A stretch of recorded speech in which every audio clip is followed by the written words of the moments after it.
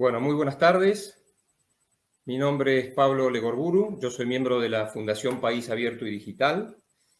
Entiendo que me están escuchando bien. También colaboro con el CLAD y en este caso, esta tarde voy a estar coordinando este panel. Antes que nada, quiero agradecer al CLAD y a quienes han organizado este 26º Congreso Internacional sobre la Reforma del Estado y la Administración Pública, muy especialmente al secretario general, Francisco Paco Velázquez, y a Raquel González y su equipo técnico y colaboradores que hacen posible este evento año tras año. Bien, hoy voy a compartir una pantalla para tener el título de lo que vamos a ver, que es este panel de beneficios y riesgos del acceso a la información en tiempos de la revolución digital. ¿Qué es lo que buscamos transmitir con esta presentación? Reiteradamente escuchamos, y es cierto, que esta era de la revolución digital en la que vivimos ha atravesado la actividad humana en todos sus órdenes, en la manera en la que trabajamos, en la educación, en la salud, en los servicios financieros, en la cultura, en las formas de entretenimiento, en la gestión de las administraciones públicas y cómo se vinculan con los ciudadanos, y también ha propiciado una mayor demanda de participación ciudadana. Todos estamos alcanzados por estos efectos, sea como protagonistas y por lo tanto con la posibilidad de aprovechar las oportunidades y los beneficios de la revolución digital, o como espectadores y por lo tanto relegados de la modernidad y de estas oportunidades. Es lo que conocemos como la brecha digital, que tiene que ver con el desigual acceso a la Internet y a los medios digitales, y también la desigual preparación que tienen las personas para poder aprovechar Internet. Entonces, hoy en día la posibilidad de acceder, entender y utilizar plenamente la Internet es tan crucial que marca la diferencia entre la ignorancia o el conocimiento, entre la prosperidad o la pobreza, o lo que es aún más grave, y lo hemos visto en muchos lugares, entre la libertad y la opresión. Por eso decimos que esta brecha digital también es una brecha social. Ahora bien, el acceso de calidad a Internet no es algo ajeno al desarrollo de las economías de los países y particularmente al de la industria de las telecomunicaciones. En nuestra región, inclusive antes de la pandemia, ya era un dato conocido que hay un relativo menor desarrollo de Internet y de industria de telecomunicaciones, y eso lo hemos visto en las consecuencias que la pandemia dejó en términos de caída de Producto Bruto, mayores índices de desempleo, de pobreza y de cierre de empresas. Los gobiernos tienen que enfrentar el desafío no solamente de garantizar y expandir el acceso a Internet, que además es, como sabemos, un derecho universal declarado por las Naciones Unidas, también promover esta transformación digital y la brecha, y a su vez son responsables de garantizar que eso llegue de manera equitativa, de manera regular, continua y sin interferencias. Entonces, en este contexto global y regional, y con estos desafíos para el desarrollo y para la inclusión, es que vamos a poner en este panel el foco en el acceso a la información. Por un lado, como una manera de iluminar el camino para esa transformación digital; por otro lado, como un derecho que tiene que ser protegido de los riesgos de desinformación y de los riesgos de interferencia por parte inclusive de los gobiernos. Todos los días se suben a Internet más de 2.5 billones de bytes de datos. Y sabemos que los datos son no solamente hoy en día un activo social, sino también un valor de verdad, un horizonte de verdad. Entonces, si esa información y el acceso a la misma se facilita y se democratiza, entonces ciudadanos, empresas, emprendedores van a tener como consecuencia de ello una mejor posibilidad para tomar decisiones con información más abundante y de mayor calidad. Por otro lado, si ese acceso fuera limitado o distorsionado o restringido, esa información así sesgada o manipulada, lo que nos lleva es a lo que tantas veces vemos de opiniones sin apoyo en evidencia o de posverdades, y todo eso afecta la calidad de la democracia. Entonces, estas dos dimensiones en las que vamos a abordar el panel y las dos ponencias que vamos a escuchar se hacen cada una a cargo de estas dos dimensiones. Por un lado, en un plano, la disponibilidad de los datos y la información para profundizar el conocimiento y para alentar la toma de decisiones para el desarrollo digital basada en evidencia. Por el otro lado, la protección de la libertad, la verdad, la transparencia, tanto en la esfera pública como privada, tanto en lo individual como en lo colectivo, para promover los mayores derechos digitales y, por lo tanto, la democracia digital. Y bien, luego de esta introducción, entonces, si estamos aquí nuevamente, la primera exposición, entonces, y voy a pedirle que suban a Andrés al estudio, va a estar a cargo de Andrés Ibarra, presidente de la Fundación País Abierto y Digital, y lleva por título Nuevo Observatorio para el Desarrollo Digital. Andrés es licenciado en Economía por la Universidad de Buenos Aires, posgrado en el Executive Program in Strategy and Organization de la Universidad de Stanford, Estados Unidos. Fue ministro de Movilización de la Ciudad de Buenos Aires en el periodo 2011-2015, donde tuvo la misión de impulsar e implantar el plan de modernización en dicha ciudad, enfocado en 4 ejes: la jerarquización del capital humano, la implementación de un gobierno digital, la política de gobierno abierto y el desarrollo de una Smart City. Fue además vicejefe de Gabinete de Ministros de la Nación durante la presidencia del ingeniero Mauricio Macri entre 2015 y 2019, y como responsable del área de modernización del Estado, tuvo la tarea de transformar su funcionamiento, además de gestionar el plan de comunicaciones y conectividad en todo el país. Anteriormente fue director comercial corporativo y director de marketing del Correo Argentino, director financiero, comercial y de recursos humanos de Autopista del Sol, gerente general del Club Atlético Boca Juniors. Muy buenas tardes, Andrés. Te dejo la palabra. Adelante con tu presentación. Bueno, muchas gracias, Pablo, y es un gusto compartir con todos ustedes esta tarde, esta presentación. Quiero agradecer o reiterar el agradecimiento que hiciera Pablo a todas las autoridades y el equipo del CLAD, especialmente a su secretario general, Francisco Paco Velázquez, y a todo el equipo desde ya, a todos los participantes, y es un gusto compartir este panel tanto con Pablo Legorburu como con el ENFOR. Así que, bueno, realmente para mí es una oportunidad de poder compartir con ustedes algo de la experiencia que hemos tenido en los últimos años y en qué estamos actualmente vinculado a esto que decía Pablo referido a la información. Pero en este caso, a la información que tiene que ver con lo que nosotros solemos denominar el ecosistema digital.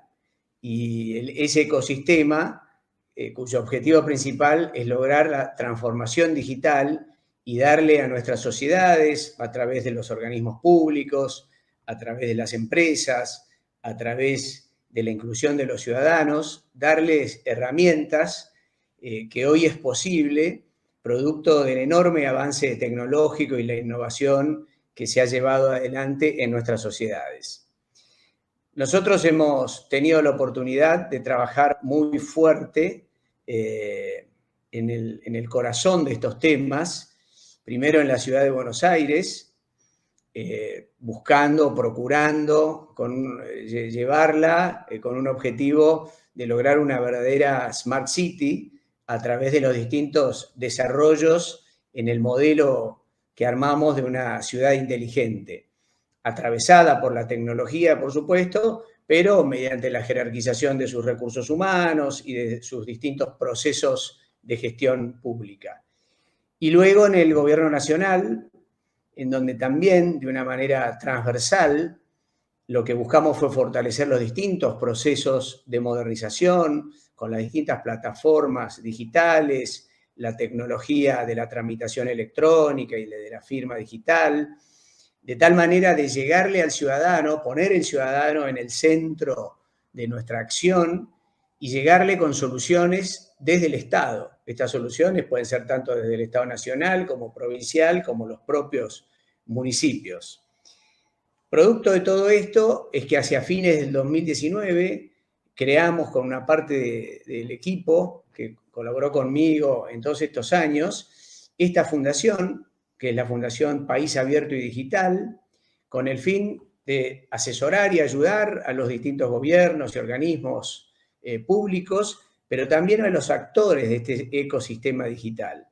Y en función de eso es que nos pareció muy oportuno, ante el enorme crecimiento de datos y de información de este ecosistema, crear el observatorio en el marco de la Fundación. Este observatorio para el desarrollo y la transformación digital, que ya está disponible, que tiene una página web que ahora vamos a ver, y cuya tarea inicial y principal es la generación de una base de datos importante, con una cantidad de indicadores que tienen que ver con las distintas áreas temáticas y que, por supuesto, buscan ser una fuente de información, de divulgación, de comparación, y que da la base para que llevemos adelante una cantidad de estudios, investigaciones en la materia, con un fin que es tratar de aportarle al ecosistema digital, que efectivamente hoy es un soporte fundamental para el desarrollo de las sociedades y para generar la inclusión de las personas. No es solo la inclusión digital, es la inclusión de las personas en los distintos modos que tienen nuestras sociedades. Así que si me permiten ahora, yo voy a compartir y seguir esta presentación desde la siguiente información.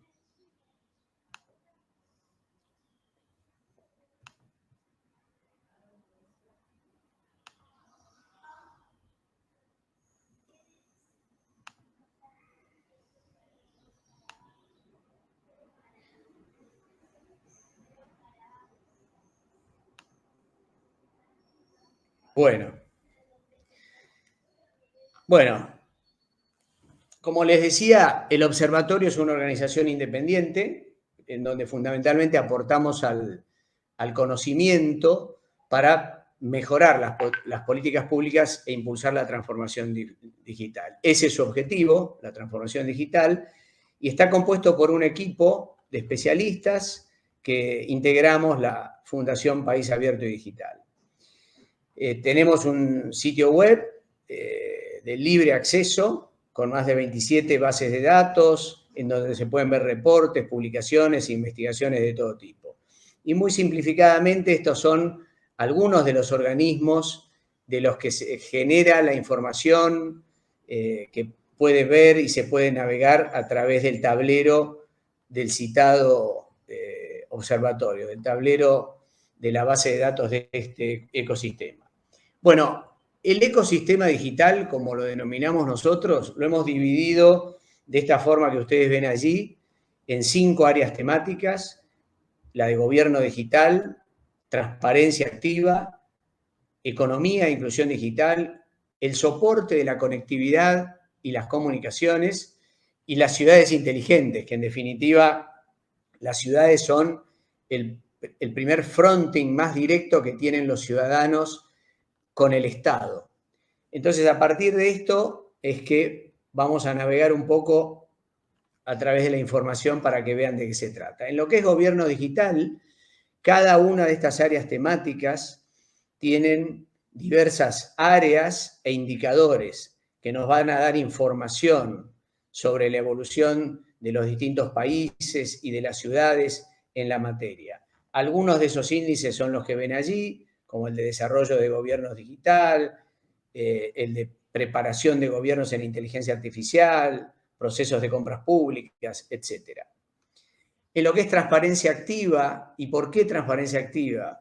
Porque en la medida que generamos gobiernos digitales y generamos procesos digitales, el Big Data es el paso que involucra a toda la data que se va generando, y eso nos da la posibilidad de generar gobiernos y políticas públicas compartidas con los ciudadanos, al mismo tiempo que la posibilidad de generar plataformas participativas para darle la posibilidad al Estado y a los ciudadanos de tener una comunicación a través de toda esa data y de todas esas plataformas. Allí tienen algunos de los índices, con más de 50 indicadores de todo tipo. En lo que es economía digital, algunos de los índices los ven allí, los de comercio electrónico, competitividad global, innovación, inteligencia artificial, con más de 300 indicadores. En lo que es conectividad y comunicaciones, bases de datos referidas a la conectividad móvil, al desarrollo de las TICs, a lo que es Internet inclusivo, a la preparación de los TICs, son todos índices que surgen de los organismos que previamente les mostré hace unos minutos, y también con cientos de indicadores en la materia. Y por último, lo mismo en materia de ciudades inteligentes, ahí con 4 índices fundamentales que ven allí: ciudades en movimiento, ciudades innovadoras, ciudades inteligentes y servicios en línea, también con la posibilidad de evaluar 35 áreas y con más de 380 indicadores. Como una manera de que podamos compartir en este ámbito alguna información, yo les he traído justamente alguna data proveniente de cada una de estas áreas temáticas, simplemente como una manera práctica de entender de qué se trata todo esto y, por supuesto, de compartir esta información. Empezando por la primera área temática, la de gobiernos digitales. La información es muy rica, pero algunos datos. Hay más de 190 países analizados a través de Naciones Unidas y en donde se puede observar el desarrollo muy impresionante en la implementación de portales nacionales, de los servicios transaccionales en línea y de los sistemas digitales. Tanto es así que 189 países poseen sus portales nacionales de datos y el 84% posee al menos algún servicio en línea, ofreciendo 14 de los llamados 20 servicios digitales que se analizan desde Naciones Unidas, con un crecimiento de más del 40% desde el 2018. ¿Qué quiere decir? Que los típicos servicios más utilizados, como habilitaciones comerciales, reclamos del ciudadano, permisos de obra, ¿no? Esos son, entre otros, los servicios en donde el Estado transacciona o interactúa con los ciudadanos. Y bueno, 14 de esos 20 servicios son ofrecidos por el 84% de estos países.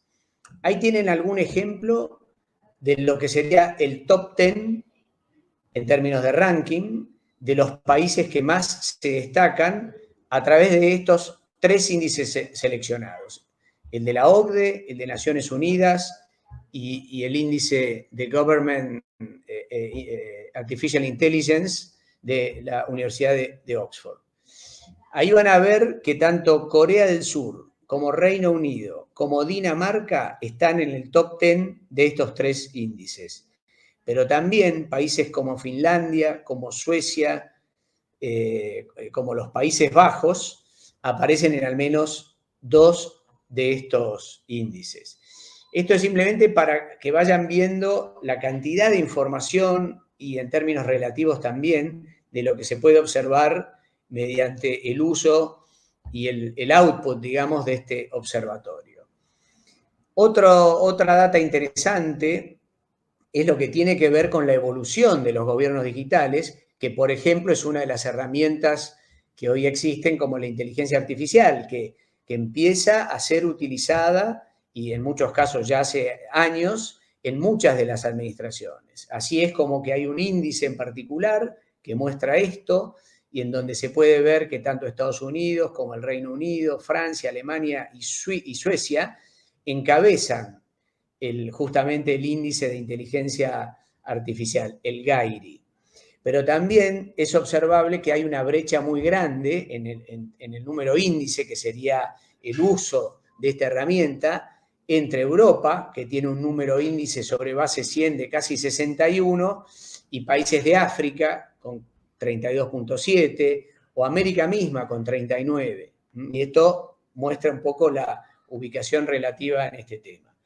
Obviamente que nosotros desde Argentina estamos mirando fuertemente qué pasa con nuestro país, pero debo decirles que desde aquí esta tarea se puede llevar adelante para cualquier país e inclusive ciudades en donde existe mucha información al respecto. ¿Qué miramos para Argentina? Y como un ejemplo, en lo que es el e-Government Development Index de Naciones Unidas, hemos tenido un buen avance en los últimos años, pasando de la posición 56 a la 32 en materia de gobiernos digitales. Y por supuesto, cuando miramos por qué, hay también información muy interesante para los países, digamos, para entender en dónde se está bien y en dónde no tanto. Y del mismo modo podemos comparar regionalmente cómo estamos en la región. Y ahí se puede ver que en el top 5 estamos junto con Chile, Colombia, Uruguay y Brasil, en este caso midiendo los 3 índices que tienen que ver con gobiernos digitales. Respecto del por qué, bueno, es interesante analizar los subíndices que uno puede encontrar, y allí tanto la infraestructura de telecomunicaciones como los servicios en línea hacia los ciudadanos son los que han tenido un crecimiento muy fuerte en nuestro país. Ahí pueden ver en el ranking la evolución, y son los que nos han permitido avanzar en esta materia. Lo interesante es que uno puede comparar países, causas, origen y las situaciones a la inversa, donde uno no está tan bien. Pasando al segundo capítulo, que es muy interesante también y que tienen que ver con parte de lo que acá se está hablando y se está diciendo, que justamente es todo el tema de datos, información pública y compartir esa información. El capítulo de transparencia activa nos muestra también aspectos muy interesantes. Primero, por supuesto, hablábamos que el desarrollo y la apertura de portales de datos como plataformas de interacción y participación ciudadana ha tenido un crecimiento muy grande, que ustedes lo pueden ver allí en ese índice, que es el índice global, anual, que muestra justamente este avance de participación digital de Naciones Unidas.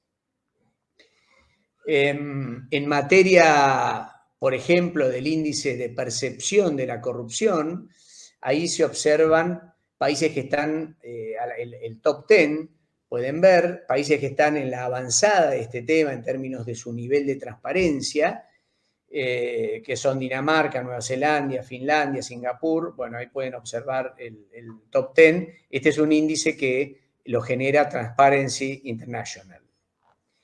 Pero también es interesante ver un concepto que nosotros en todo el tema de datos, de inteligencia de datos, se le da un valor importante por la usabilidad de los datos, y es este índice de la OCDE, el Open Useful Reusable Government Data Index, en donde Corea del Sur, Francia y Colombia encabezan este índice de la OCDE, y tiene que ver justamente con la reusabilidad de los datos.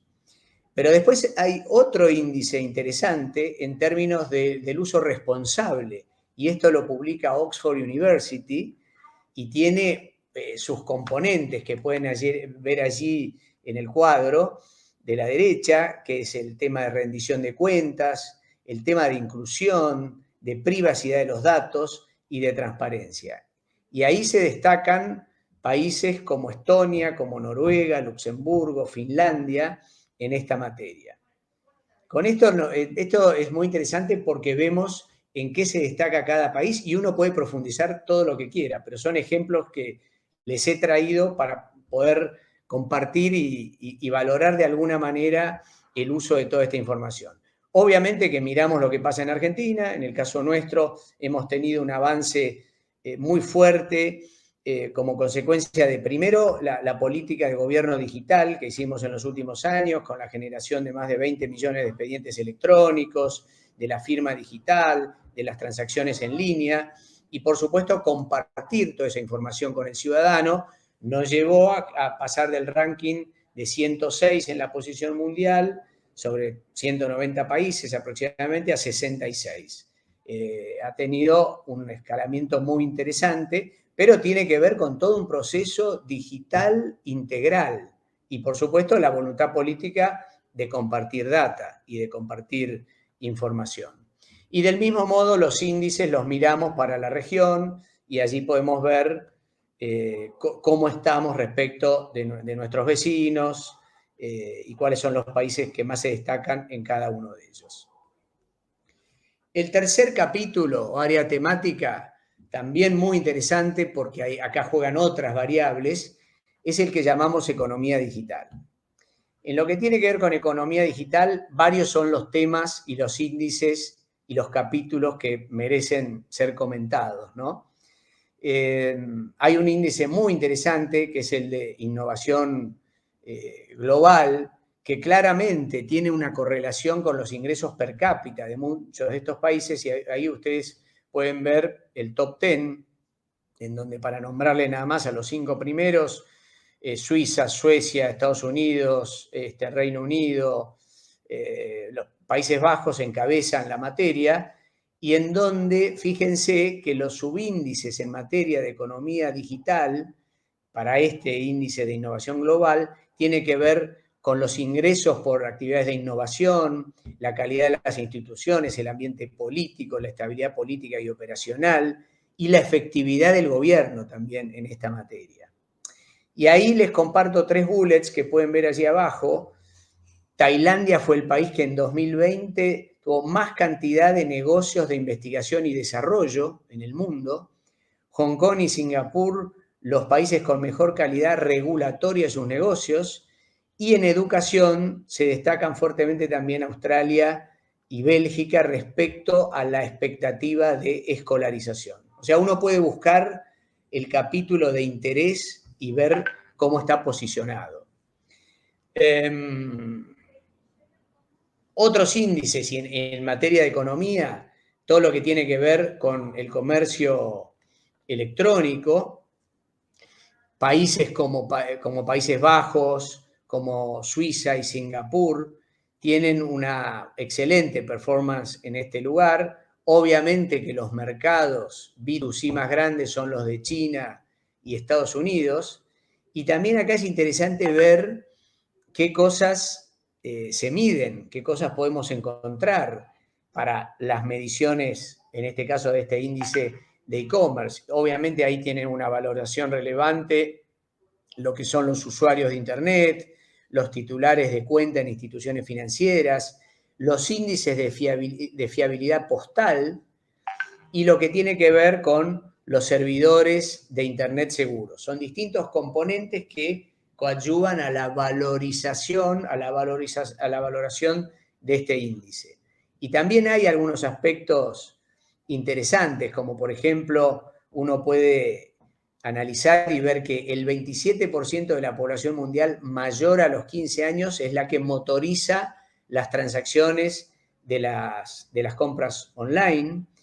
Y obviamente en materia de nuevas tecnologías, mucho de lo que vivimos hablando, quienes estamos en este mundo de lo digital, y que es que justamente las tecnologías asociadas a la nube, al Big Data, al e-commerce, a la robótica, a la Internet de las cosas, a la inteligencia artificial, son los instrumentos que además van usándose cada vez más, tanto en el sector privado como en la gestión pública. En términos de regulaciones también es un capítulo que imagínense que para medir cómo avanzan las economías y en particular lo que pasa con la economía digital es realmente relevante, y ahí el Doing Business índice del Banco Mundial nos permite analizar algunos aspectos de, por ejemplo, las mediciones de regulaciones para hacer negocios en cada país. Ahí ven un top 10 de cómo es este índice, quiénes son los países que más se destacan. Y por supuesto, como les decía anteriormente, hay una correlación entre los PBI per cápita y la posición de estos índices. También es de destacar que muchas economías, 178 economías / países, han implementado más de 700 reformas relacionadas a la apertura de una empresa en sus países. Este es un elemento fundamental, es la facilidad, la transparencia, la agilidad para abrir una empresa y esto, por supuesto, favorece el desarrollo de las economías en cada uno de esos países. Bueno, allí en esta síntesis de 4 índices simplemente hemos identificado la posición de nuestro país, pero del mismo modo que podríamos elegir a cualquiera de estos países. Y por supuesto, aquí también juegan no solo esos aspectos regulatorios de confiabilidad, sino también las estabilidades macroeconómicas y de educación, etcétera, como para ver la valoración que estos índices tienen para cada uno de los países y las regiones. La cuarta área es el área de soporte, digamos, para desarrollar y para llevar adelante todos estos temas. Es fundamental que los países y las ciudades tengan una infraestructura y una red de comunicaciones y de Internet relevante, que le dé soporte a todos estos desarrollos. Vamos a ver algunos datos. Por ejemplo, penetración de Internet. El promedio global mundial es de casi el 60%, 57% de la población mundial con Internet, o sea, donde hay penetración de Internet. Ahí ven el gráfico, la evolución que ha tenido en los últimos 10, 15 años ha sido realmente muy, pero muy importante. Obviamente hay continentes, Europa tiene un 83% promedio, América 64%, Asia 62%. Del mismo modo que es muy relevante analizar la velocidad de Internet fija, cuyo promedio mundial es de 52 megabits por segundo, pero continentes como el europeo tiene casi 74 megabits por segundo, pero a su vez hay una asimetría tremenda y ustedes pueden ver el gráfico de allí abajo a la derecha, el cuadro, y Singapur tiene una velocidad promedio de 190 megabits, o Corea del Sur 148, Hong Kong 145. Bueno, esta es un poco la evolución que cada país va teniendo en esta materia. Lo que les vengo diciendo, hay una correlación muy fuerte entre el desarrollo TIC y el PBI de los países. Y simplemente para asomarnos un segundo a los datos globales en materia de 5G, ahí tienen como resumen a la derecha un cuadro en donde pueden ver las proyecciones mundiales para el 2025 en materia de red de 5G, lo que esperan estos países, en donde, por ejemplo, para ver el primero, Corea del Sur espera que casi el 60% de sus suscripciones móviles del 2025 provengan de la red de 5G. Y así pueden ver el resto de los países. Está en franco desarrollo. Esto es específicamente el capítulo argentino, con un 74% de población que usa Internet y con una velocidad de 39 megabits por segundo, pero es a título de ejemplo de cómo está Argentina. Voy a avanzar para no demorarme. Cuadro general de nuestra región, en donde pueden ver la población, el PBI, los accesos totales, en el caso argentino, casi 9 millones de accesos totales a Internet, con ese 74% de penetración, con los 39 de velocidades, 39 megabits en banda ancha fija y 26 en banda ancha móvil. Y así pueden tener un ejemplo de los distintos países. Y por último, el último capítulo es el que llamamos ciudades inteligentes. Aquí evaluamos de distinta manera, estos índices evalúan el vínculo de los ciudadanos con los gobiernos. Y ese vínculo puede ser un vínculo duro a través del nivel de transacciones y de los distintos servicios que se ofrecen, y un vínculo más blando en términos de lo amigable que es el vínculo entre unos y otros, entre ciudadanos y los distintos estados. 3 índices como ejemplo. Claramente Nueva York y Londres y Singapur como estado-ciudad se destacan en la mayoría de los índices. En términos de innovación, San Francisco, París, Toronto, Melbourne y Boston tienen un desempeño muy destacable. Y en servicios en línea, Madrid encabeza el ranking con Singapur y Tallinn, que es la capital de Estonia. Bueno, esto es Buenos Aires, que ha crecido muchísimo en los últimos años, producto sobre todo de su calificación en gobernanza, pero también uno puede evaluar situación de medio ambiente, planificación urbana, proyección internacional, y ahí en alguno de los índices, el de Ciudades en Movimiento, ustedes pueden ver cómo cada ciudad se desempeña en estos temas. A la derecha es un gráfico de la evolución que han tenido estas ciudades. Bueno, dicho todo esto, me sabrán disculpar si ha sido demasiada información, pero he querido darles un panorama respecto de lo que se puede ver a través de nuestro observatorio.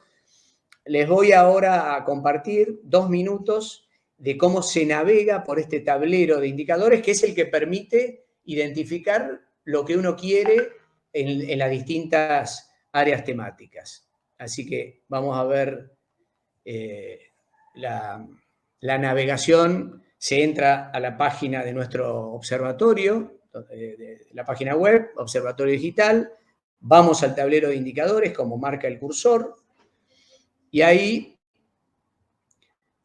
se van a encontrar con las 5 áreas temáticas, entran a cualquier área de ellas, van a poder identificar cualquiera de los índices internacionales o no que quieran analizar.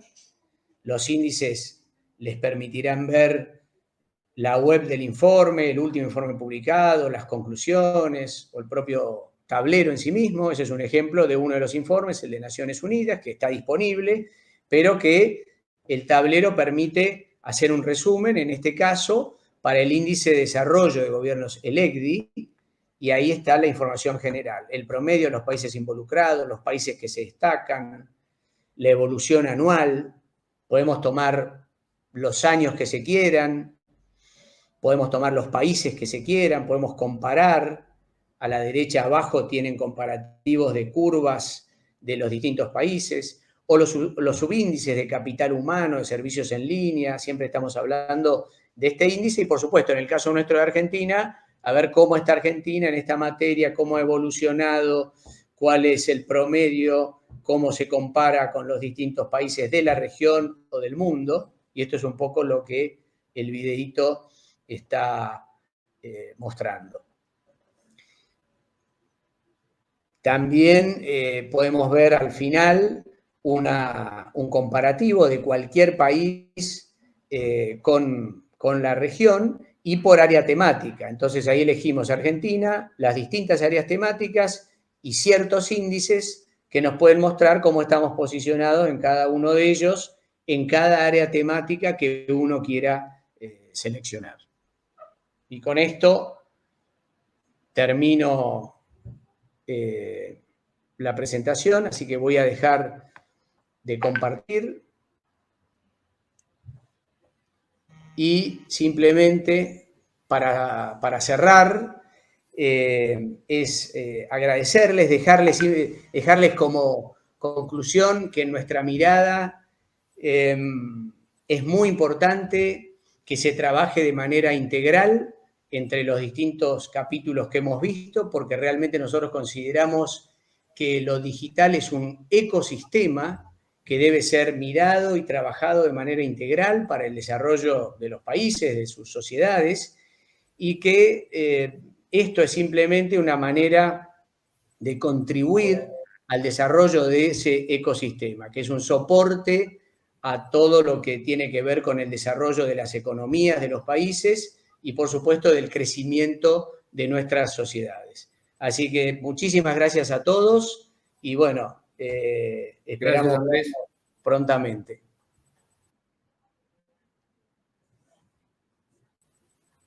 La verdad que un observatorio como este al que nos hemos asomado resulta una herramienta muy útil, sobre todo para ordenar de manera estructurada tanto volumen de información que hay, ¿no? Y sobre todo el hecho de que sea reutilizable, tanto para investigadores como para decisores de políticas. Bueno, ahora vamos a continuar con la segunda presentación y le vamos a dar la palabra a Elaine Ford, presidenta de la Organización Civil Democracia y Desarrollo Internacional. El título de su ponencia, y la subimos al estudio, es La información en tiempos de la revolución digital, protegiendo el ancho de banda de la democracia. Esto es una buena imagen respecto de los riesgos que tiene Internet o que puede tener Internet para las democracias en nuestros países. Elaine es magíster en Estudios Internacionales por la Universidad de Chile, posgrado en Derecho Internacional y Derechos Humanos por la Universidad de Nottingham, Inglaterra, periodista de la Universidad Peruana de Ciencias Aplicadas, tiene una especialización en innovación en gobierno y soluciones colaborativas en la Harvard Kennedy School de Estados Unidos, directora y fundadora de Democracia y Desarrollo Internacional y creadora del programa Democracia Digital. Presidente de Internet Society en Perú entre 2016 y 2021, actualmente. Obtuvo el premio Mujer Líder y Emprendedora Internacional en Perú en 2019, el premio Mujer Lideresa Iberoamericana en 2018 en Perú y el premio Joven Líder de la Fundación Internacional de Jóvenes Líderes en Argentina en 2010. Es autora del libro El reto de la democracia digital hacia una ciudadanía interconectada de 2019, presentado en Lima, Berlín y en distintas ciudades de América Latina. Además, coautora y editora de diversas publicaciones. Muy buenas tardes, Elaine. Te escuchamos atentamente. Muchísimas gracias, Pablo. Muy buenas tardes a todos y todas que nos escuchan ahora, que nos acompañan en esta interesante sesión. Quiero agradecer, por supuesto, a Pablo Legorburu, Fundación de País Abierto Digital, esta fundación que se ha encargado de la coordinación de esta sesión tan interesante. Y también felicito a Andrés Ibarra por la presentación que hizo recién, en donde presentó su Observatorio para el Desarrollo Digital, lo cual es un gran trabajo, sin duda, y lo felicito porque veo que ya esto está tomando fuerza y está mucho más consolidado esta gran iniciativa para nuestros países. Bueno, un honor participar en este 26º Congreso del Centro Latinoamericano de Administración para el Desarrollo, CLAD. La verdad que es un grato honor tener la oportunidad de contarles más del trabajo que venimos impulsando desde el Perú para promover la democracia digital en todos nuestros países latinoamericanos, que por supuesto lo hemos hecho con gran énfasis en el Perú con distintas líneas de trabajo, más de 15 líneas de acción entre proyectos, iniciativas, distintas metodologías que hemos ido empleando a lo largo de los años para promover el uso responsable de Internet y las nuevas tecnologías digitales en nuestros países. Entonces, realmente me siento muy contenta de poder compartirles de ese trabajo, de lo que es democracia digital, y verán ustedes que es una mirada muy distinta a lo que Andrés ha estado exponiendo, ¿no? Es un lado más vinculado a la ciudadanía, más vinculado al ejercicio de nuestras libertades y derechos, más vinculado a la política pública. Y a eso es lo que nosotros nos dedicamos justamente para trabajar en distintos contextos, pero con énfasis en, por ejemplo, procesos electorales como los que vivimos hoy en día en muchos de nuestros países latinoamericanos. Entonces, yo quiero partir hablándoles y definiéndoles lo que es la democracia digital para que ustedes entiendan este concepto, su alcance, y también quiero mostrarles cuáles son los beneficios que nos ofrece la democracia digital, porque debemos destacar cuáles son todos esos aportes que nos brinda nuestra sociedad, pero por el otro lado también quiero compartir con ustedes aquellos riesgos o desafíos que van surgiendo y que también hay que tenerlos presentes justamente con el propósito de advertirles y tratar de buscar soluciones de la mejor manera que no impacten en nuestra sociedad. O sea, soluciones, mejor dicho, que tengan, que alivien el efecto nocivo que pudieran tener justamente el uso o el mal uso de las nuevas tecnologías digitales en nuestras sociedades. Entonces, cuando a mí me preguntan qué es la democracia digital, yo siempre parto de la premisa diciendo que es poner Internet y la tecnología al servicio de la ciudadanía y de la sociedad, justamente para fortalecer los derechos y las libertades de los individuos y favorecer los procesos de modernización e innovación en las entidades públicas. Y cuando hablamos de derechos y de libertades, nos referimos principalmente a lo que es la participación ciudadana, la libertad de expresión y opinión y la libertad de asociación, porque son estos los que están más vinculados al entorno digital. Por eso es que también hablamos, ustedes conocerán o verán, de e-participación o la e-deliberación en los espacios en línea. Sabemos que a través de las redes sociales se ha democratizado la participación ciudadana, la cual incide directamente en la construcción del espacio público y consecuentemente en las decisiones que podamos tomar. El ciudadano se siente empoderado para alzar su voz, para transmitir sus sentimientos, sean estos de malestar o de satisfacción, ¿no? Se siente capaz de fiscalizar, de involucrarse en la esfera pública y la suma de ciudadanos podrán generar una corriente de opinión con la fuerza suficiente para generar cambios. Entonces, son las redes sociales el mejor vehículo accesible, cercano, amigable para trasladar toda esa efervescencia colectiva. Y son sus rasgos, por supuesto, lo que ayuda a impulsar este cambio, por su capacidad de difusión, su rapidez, su largo alcance para llegar a miles de personas de manera simultánea y además hoy en día de manera segmentada, ¿no? Lo cual es un aspecto que ayuda, evidentemente, a tiempo real y a cero costo, ¿no? Entonces, hay que tener en cuenta eso porque eso es lo que permite esta difusión de contenidos y, por supuesto, de deliberación y de participación. Otros beneficios de la participación ciudadana en línea está referida a esta horizontalidad que encontramos, o sea, es decir, no hay jerarquías ni escalafones que respetar, todas nuestras opiniones pesan por igual, hay una deliberación pues que es totalmente lineal y de esta forma se desconcentra el poder.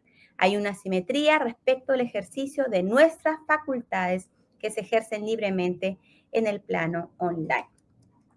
Cuando hablamos de beneficios de la democracia digital, tenemos que partir diciendo que son muchísimos. Tal como les dije, nosotros comenzamos ya hace casi 9 años impulsando el buen uso, el uso responsable de las nuevas tecnologías y siempre mostramos estos beneficios. Evidentemente, a lo largo de los años también fueron surgiendo riesgos, amenazas y también hemos ido advirtiendo sobre esto, ¿no? Pero yo quiero partir mostrándole cuáles son los beneficios, por lo menos destacar aquellos que están más directamente relacionados con el ejercicio de nuestras libertades y nuestra convivencia en sociedad democrática. Bueno, en primer lugar, hay que decir, y eso ya está demostrado, ¿no? Justamente hoy día hemos finalizado nuestro Encuentro Nacional Democracia Digital y ahí hemos tenido varias sesiones dedicadas a este punto, cómo las tecnologías pueden afectar o impactar positivamente para combatir la corrupción. Porque se ha demostrado que las tecnologías digitales pueden ayudar justamente a reducir los altos niveles de corrupción que están enquistados en nuestras sociedades latinoamericanas, lamentablemente. Es un mal que está enquistado, lo tenemos que admitir, nos guste o no, pero las tecnologías digitales, las distintas plataformas online pueden ayudarnos a generar mayor transparencia, a fomentar las buenas prácticas digitales, en la apertura de datos y crear así un clima de confianza que permita pues la interacción de los distintos actores, ¿no? Para la fiscalización, para la vigilancia. Entonces, hay esos esfuerzos y cada vez vemos más también que son, por ejemplo, proyectos que hemos visto en este evento que les menciono, cómo van surgiendo distintos tipos de iniciativas enfocados justamente a detectar procesos que no son lo suficientemente transparentes o donde se sospecha pues que no habrían esfuerzos claros o la suficiente rendición de cuentas al respecto. Entonces, hay muchos esfuerzos, hay soluciones que se vienen desarrollando, herramientas que se han creado con estos propósitos. Otro aspecto es todo lo referido al acceso a la información pública. Tenemos que hacer el esfuerzo por romper con la vieja cultura del secretismo que está tan presente en nuestros países, y eso lo sabemos todos. Entonces, esto va de la mano, por supuesto, con la transparencia y también con el derecho que tenemos todos en difundir, buscar y recibir todo tipo de información. Y son las plataformas digitales los que debieran permitir, ¿no?, el transmitir información y el libre acceso de contenidos de interés público. Así como este observatorio de desarrollo digital que mostró Andrés Ibarra recientemente, este tipo de iniciativas debieran proliferar, pero desde las entidades públicas, con el propósito de mostrar ahí toda esta información, toda esta data que ellos manejan de interés público y que pueda ser reutilizada con distintos propósitos para la sociedad.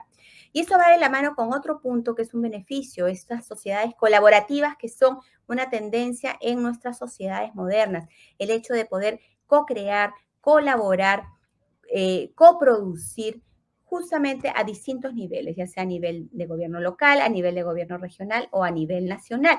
Esta posibilidad de interactuar entre la ciudadanía y la autoridad, porque lo que tenemos que buscar son estos nexos, estos mecanismos de comunicación, estos puentes para que haya mayor interacción, mayor colaboración y co-creación entre la autoridad y el ciudadano. Eso va a permitir empoderar al ciudadano y del otro lado legitimar a la autoridad.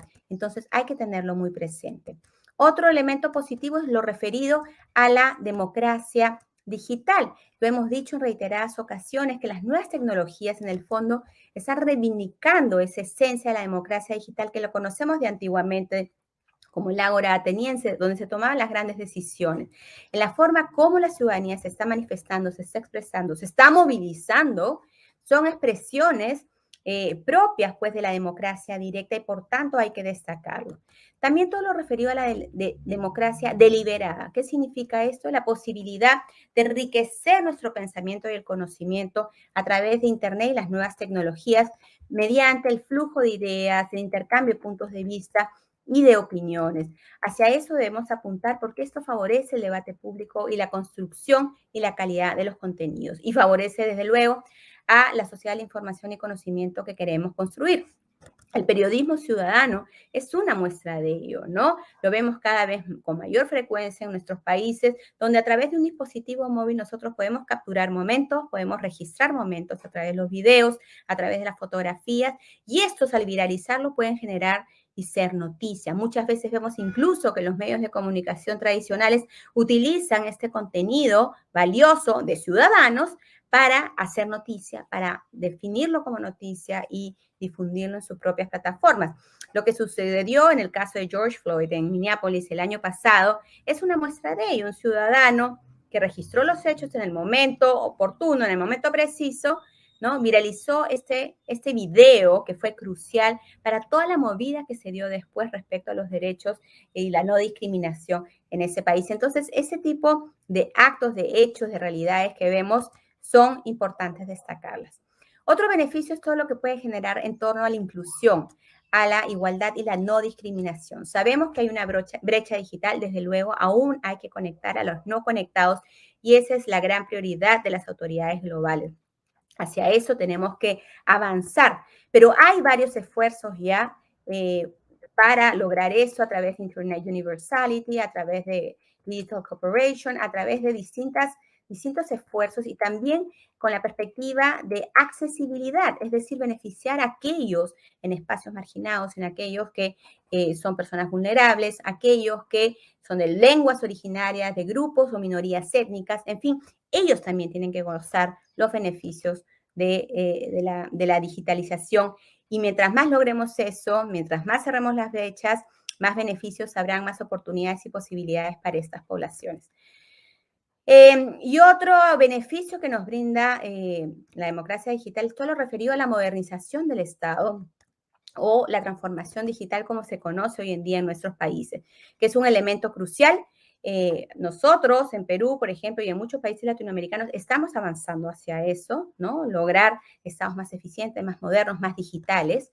Esa es la gran meta, pero para eso hay que lograr mayor acceso y mayor conectividad y sobre todo cambiar el mindset de nuestros funcionarios públicos para que eso se se traslade a más voluntad política para generar esos cambios de la mano de la digitalización. Eso es muy importante, yo les digo, no es menor. Yo creo que todos estos cambios digitales finalmente recaen en la voluntad política, y si no hay esa voluntad política, es muy difícil que esto se dé y que sean sostenibles en el tiempo también.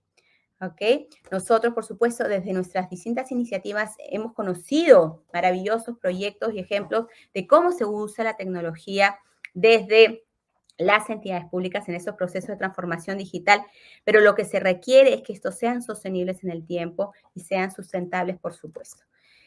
Bueno, entonces llegamos a la parte de los desafíos y los riesgos que atender.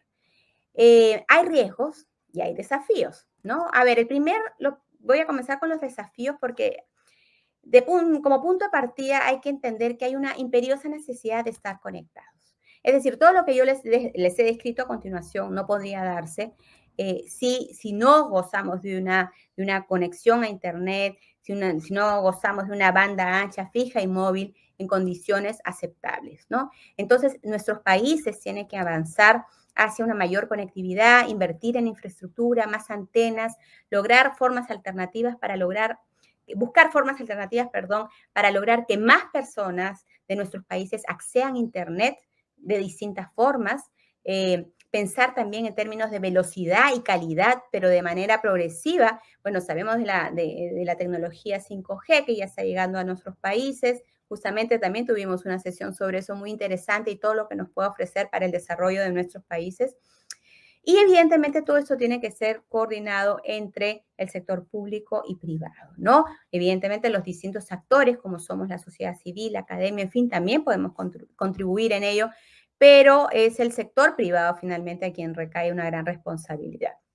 Entonces la conectividad es el punto crucial. Y lo que yo les dije también, esta mirada hacia la accesibilidad, ¿no? El hecho de que más personas se vean favorecidos a fomentar lo que es la inclusión digital justamente para lograr conectar a los no conectados y que todos se vean favorecidos de igual forma.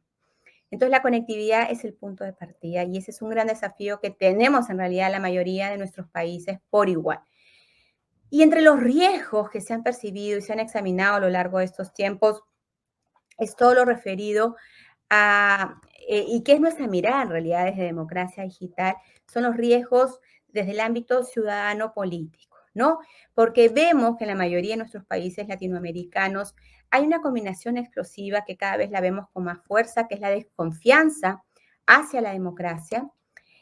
Hay una desafección hacia los partidos políticos tradicionales y esto se suma a su vez al auge de las redes sociales y el uso de las tecnologías digitales que está presente pues en todas nuestras sociedades. Recientemente estuve en una conferencia en Panamá y estuvo ahí el expositor español de Salamanca, Manuel Alcántara, quien hablaba de la democracia fatigada. Y efectivamente, hoy en día muchos de nuestros países viven una democracia fatigada justamente producto de esta combinación que les menciono. Y entonces esto genera otro tipo de consecuencias, otro tipo de impactos en nuestra sociedad, ¿no? Vemos hoy en día cuando es un contexto político, electoral, que es lo que nos ha tocado registrar en el último tiempo, en Perú, por ejemplo, y en otros países latinoamericanos, es esta polarización extrema que se da en las redes sociales, ¿no? Es una lucha de poder, una agresión permanente, es un campo de batalla. De repente ingresar al Twitter en medio de un proceso electoral, pues se torna bastante hostil. Vemos permanentemente una guerra de likes, de hashtags, de retweets, y hay muy poca capacidad de llegar a consensos y diálogos. Y eso es una realidad.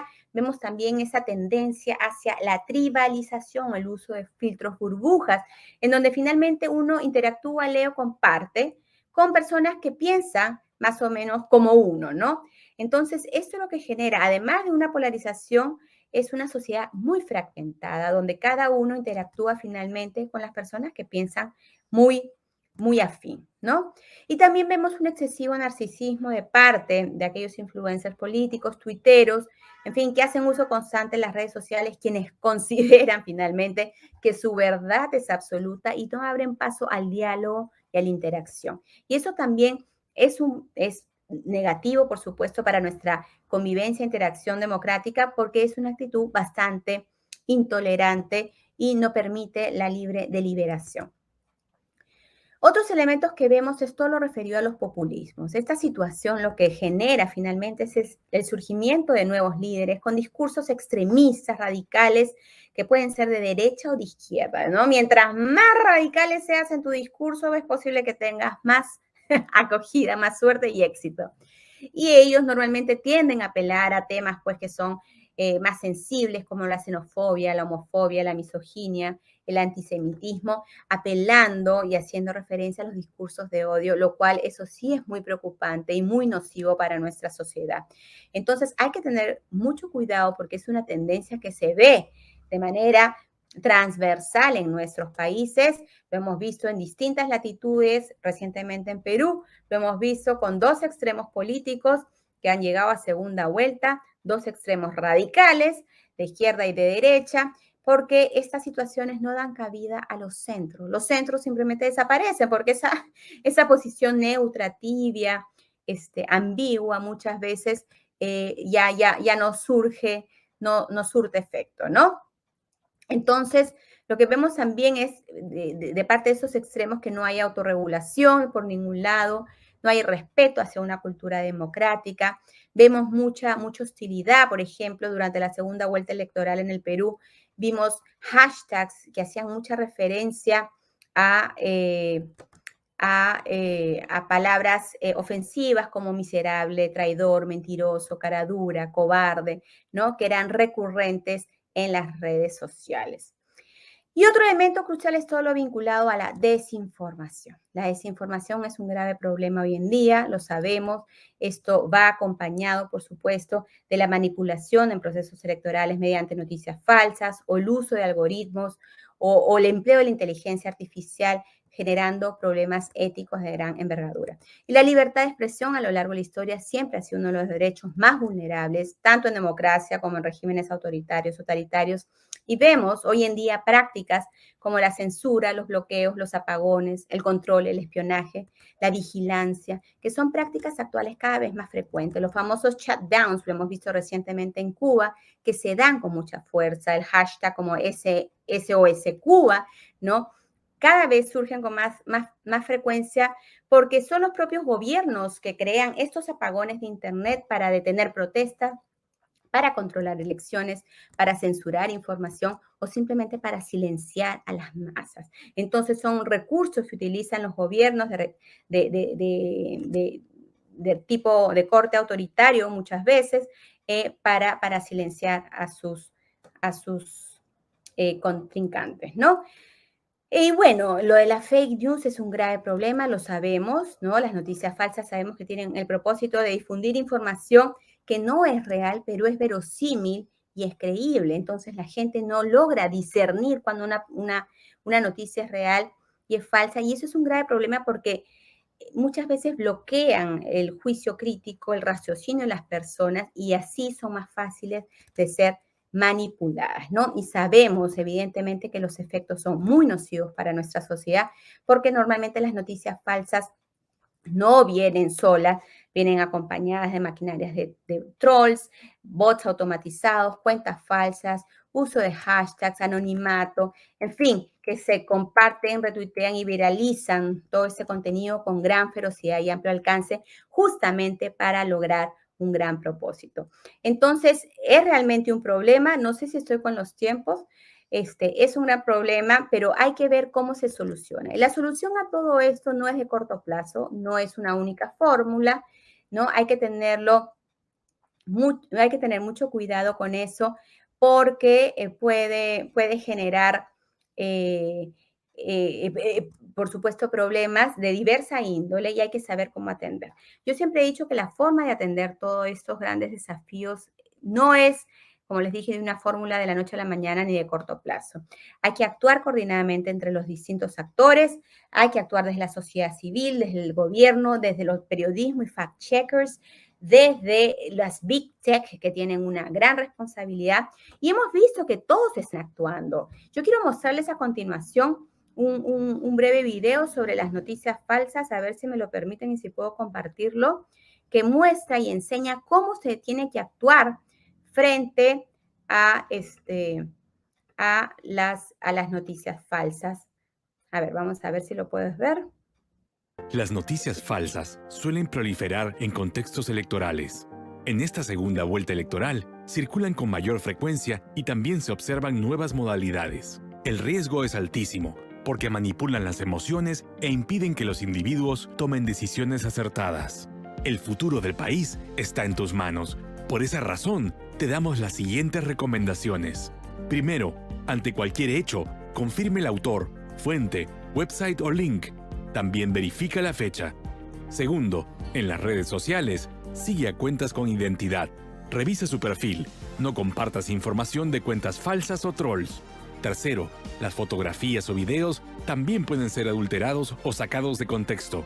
Usa tu juicio crítico si ves algo inusual. Cuarto, verifica si el contenido ha sido compartido o reenviado varias veces.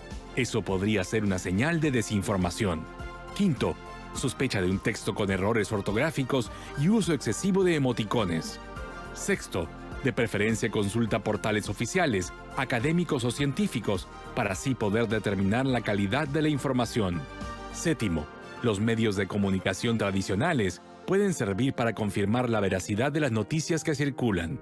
Octavo, también puedes verificar hechos a través de bases de datos o buscadores especializados en fact-check. Noveno, toma nota de las advertencias que hacen algunas redes sociales sobre la autenticidad de cuentas o contenidos.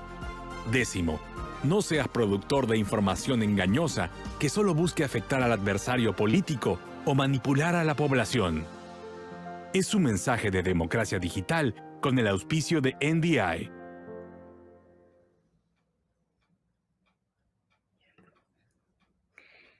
Entonces, este es un gran ejemplo de un esfuerzo que se hace desde la sociedad civil justamente para educar, sensibilizar, para mostrar el efecto nocivo de las noticias falsas y cómo como individuos tenemos que comportarnos en una sociedad para evitar justamente viralizar contenido que puede ser falso y que puede generar tanto daño en nuestra sociedad.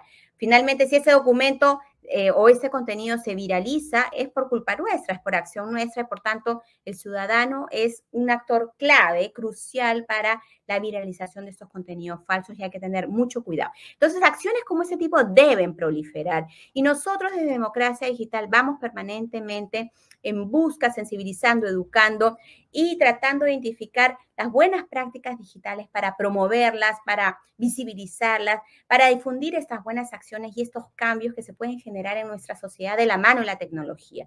Hacia eso apuntamos porque queremos afianzar la tecnología en nuestros sistemas de gobernabilidad democrática y hacia eso tenemos que apuntar.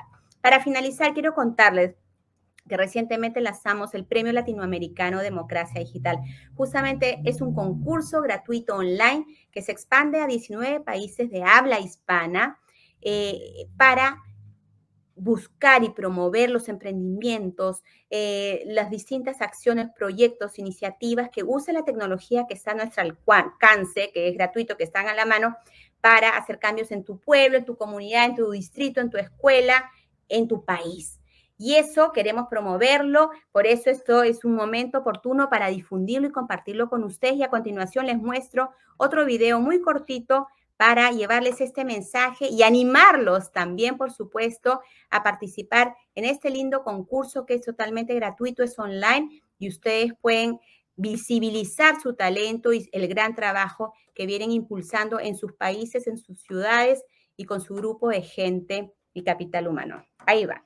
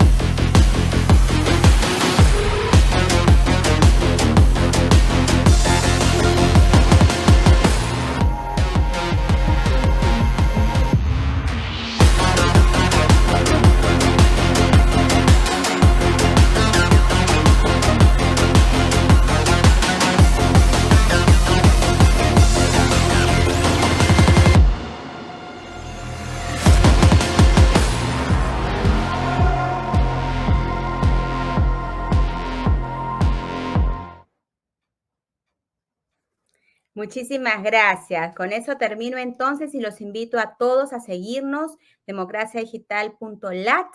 Les animo a concursar en este lindo proyecto, en este concurso que es latinoamericano y que busca identificar las buenas prácticas digitales para nuestra democracia y nuestros países. Muchísimas gracias. Bueno, muchas gracias a vos, Elaine, por compartirnos tu conocimiento y tu visión respecto de estas oportunidades, pero también amenazas que significan las redes, no solamente para las personas, sino también, como bien has dicho, para las democracias, ¿no?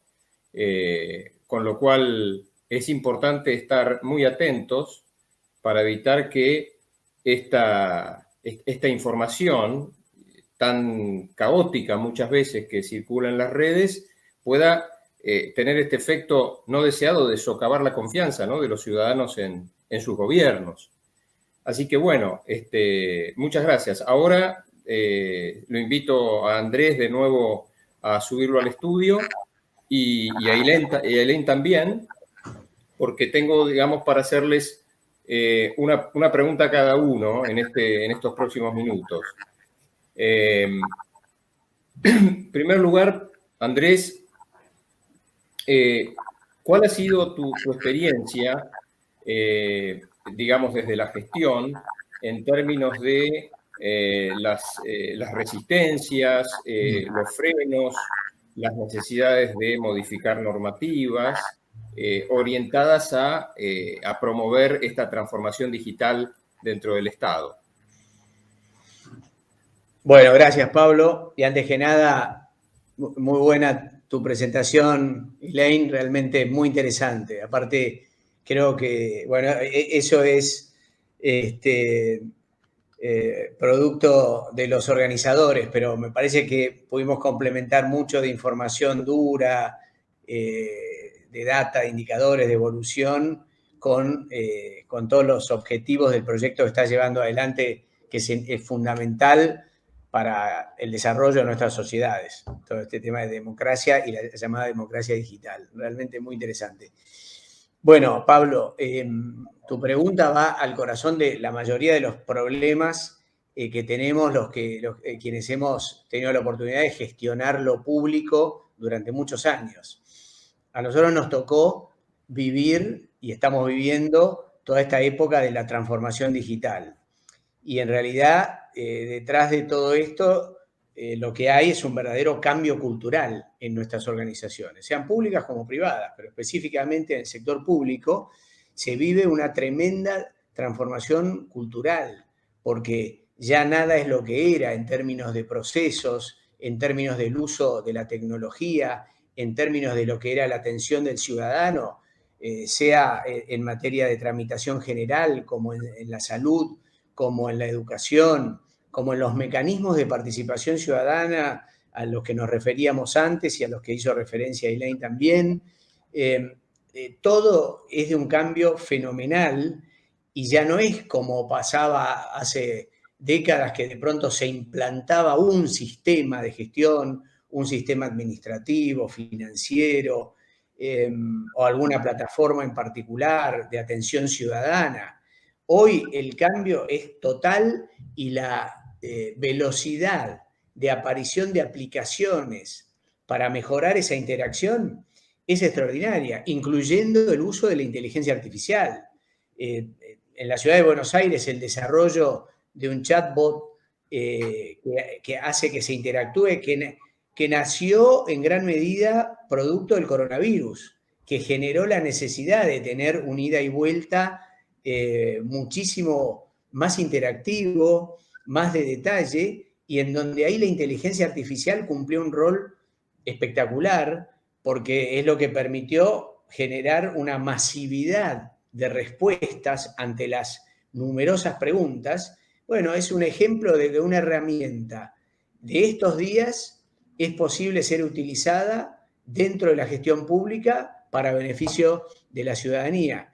Entonces, nosotros nos encontramos con cantidad de barreras y normativa que atrasaba totalmente, para llevar adelante estas transformaciones. Para llevar adelante, por ejemplo, toda la gestión documental electrónica, con la firma digital, con el uso de la identidad digital. Entonces, hubo que educar a centenares de miles de personas, por ejemplo, en la Administración Pública Nacional. Nosotros capacitamos a más de 200.000 personas de la llamada Administración Pública Nacional, o sea, de los ministerios, por decir así, para poder utilizar esta gestión documental electrónica. Entonces, claramente el proceso es integral, no es aisladamente la implementación de un sistema, es cambiar el funcionamiento, la cabeza, la manera de reaccionar, de controlar, de monitorear, y por supuesto la velocidad de interacción es total. Y lo interesante es que estas plataformas nos permiten profundizar el concepto que decía Elaine de democracia digital, porque en la medida que estas plataformas las vamos incorporando, no solo de manera pasiva como fue en el origen de las políticas de gobierno abierto, los portales de datos abiertos donde compartíamos información que ahora sí era posible generarla producto de la incorporación de los gobiernos digitales, sino que a eso se le suma toda esta interacción que les cuento a través de plataformas, de los chatbots, de distintos mecanismos, mucho a través del canal conversacional de WhatsApp.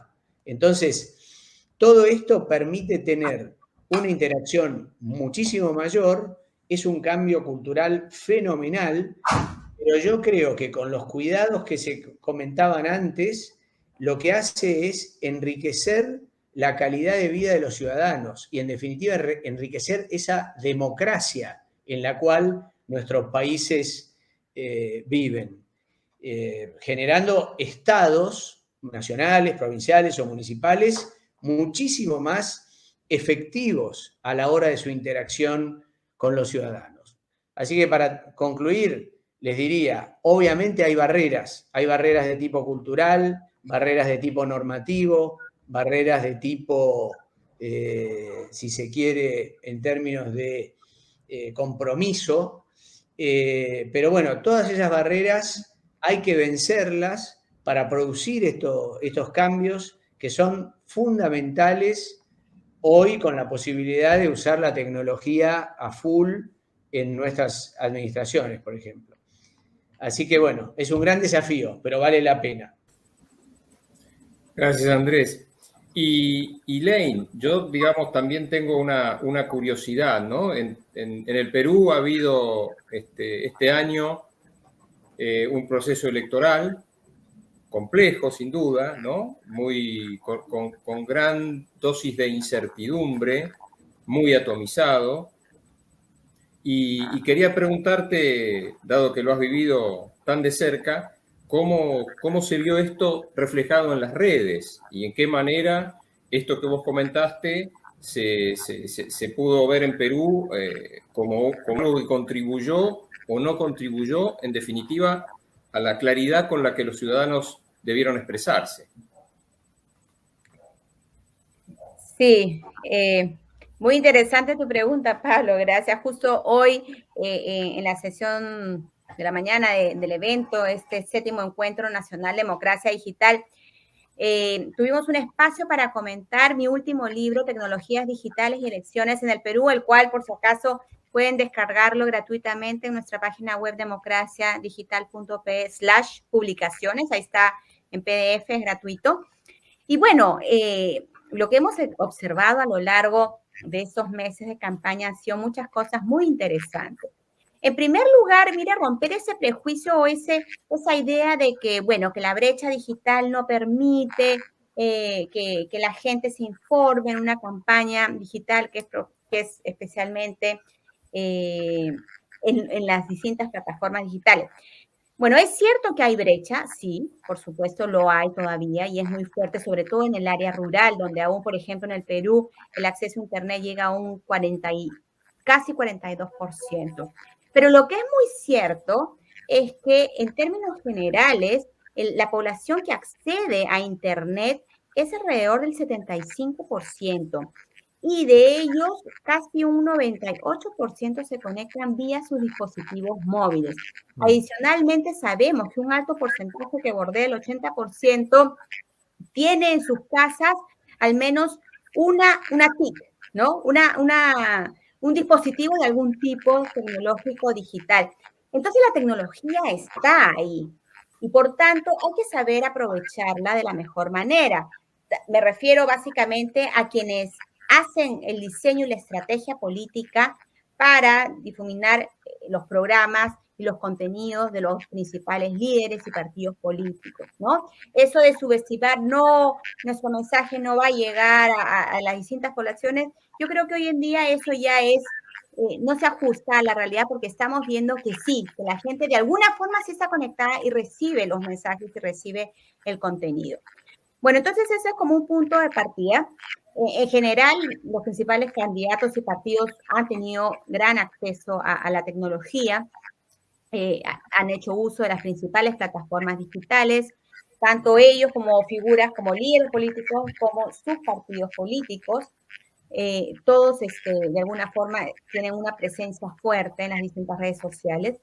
Lo que hemos visto que ha sido tremendamente preocupante, y de alguna forma lo dije en la exposición, es todo lo referido a esta polarización, estos discursos de odio, esta confrontación, este anonimato que genera más agresión y hostilidad, esta desinformación que se da a través de las noticias falsas y con todo este combo que acompaña esto, que lo hace aún más fuerte, ¿no? Y esa sensación de finalmente no saber a quién creer, que se genera esa desconfianza, que se empiezan a cuestionar a las autoridades, se cuestionan los resultados, en fin, se genera un escenario bastante adverso para el sistema democrático, porque sabemos que el efecto es muy nocivo, el efecto de la desinformación en un contexto electoral es tremendamente nocivo porque se traiciona la verdad, se manipula, se descalifica mucho al adversario político, ¿no? Se deslegitiman a las instituciones, a las autoridades, se empieza a cuestionar los resultados, ¿no? Se genera angustia e incertidumbre en la población, lo hemos vivido con mucha fuerza, ¿no? Tal como les dije, no se llegan acuerdos, ni diálogos, ni consensos, se hiperpolariza la población.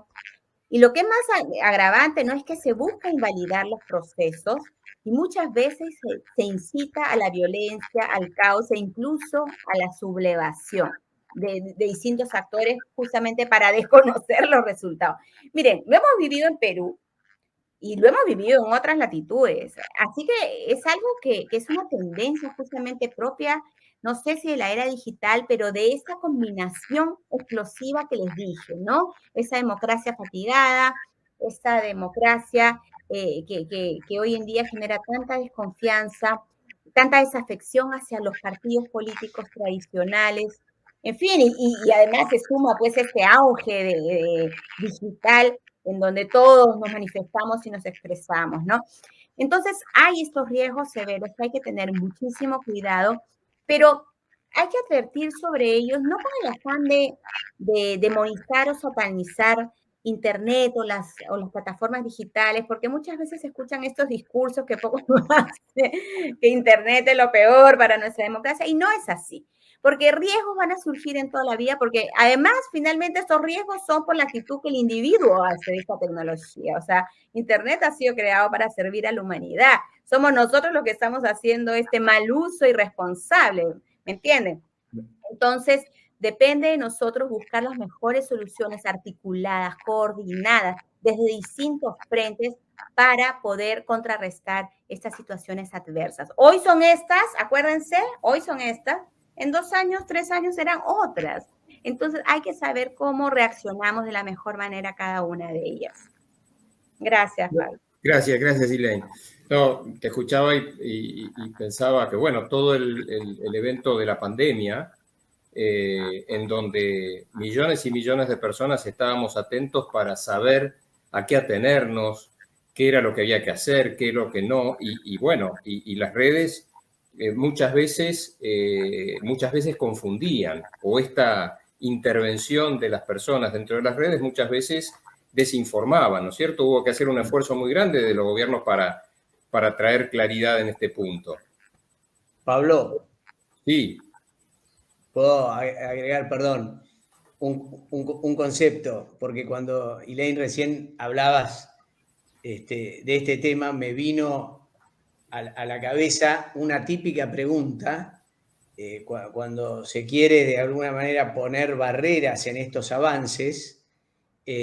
Cuando iniciamos todo el proceso de expedientes electrónicos, de gestión documental electrónico, y pasamos del mundo papel al mundo digital, entonces, entre las barreras, la preocupación, digamos, cultural era, y no, pero ahora está el problema de la ciberseguridad, de los hackeos, porque ahora como es todo digital, nos van a hackear y va a haber problemas con los servidores y con esto. Claro, a ver, esto es producto de la dinámica que tiene el mundo, porque yo como contrapartida les observaba, bueno, muy bien, pero los expedientes que todos conocemos en la tramitación de la gestión pública son expedientes, carpetones, papel, que tienen cantidad de información de todo tipo. Me pregunto si eso no es más hackeable, más fácilmente hackeable.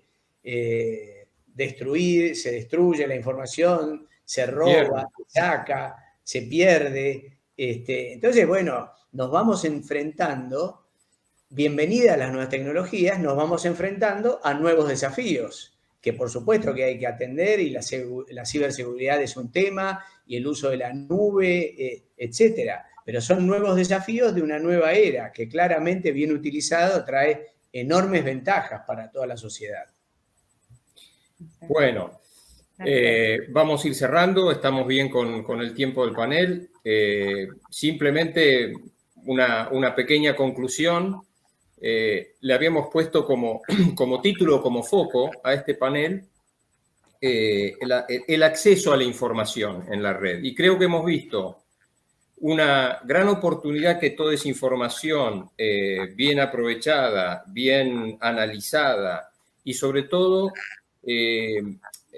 entendiendo cuáles son las cosas que el mundo mira en esa información, cuáles son los indicadores, cuáles son los criterios. Eso contribuye a los que tienen que tomar decisiones y tienen que formular estrategias de desarrollo digital en sus países. Es una gran oportunidad en términos de lo que Internet nos brinda. Y por otro lado, hemos visto las amenazas para los derechos individuales, para la libertad de los ciudadanos, en definitiva la libertad o el derecho a ser bien informados, ¿no es cierto? Que también hay que tenerlos alertas, hay que tenerlos alertas y la guardia alta para evitar que esto se nos vuelva en contra, porque en definitiva todos lo que estamos buscando por un camino y por el otro es fortalecer la democracia, hacerla evolucionar en términos de hacerla más moderna, más participativa, pero sobre todo bajo estos valores en los que nosotros creemos, que es de las sociedades libres, abiertas y democráticas, y con cada vez más participación ciudadana. Así que bueno, con estas conclusiones espero que el panel haya podido contribuir a este debate. Y solo me queda, bueno, agradecerles a Andrés, a Elaine, obviamente a la gente, a Leslie, que nos estuvo dando el soporte por atrás, a todos los asistentes a este panel. Y bueno, el deseo de volver a encontrarnos, si Dios quiere, en Bolivia el año que viene, si es aquí en el CLAD. Así que bueno, hasta entonces, y muy buenas tardes para todos. Muchas gracias. Buenas tardes. Muchas gracias. Adiós. Gracias. Gracias.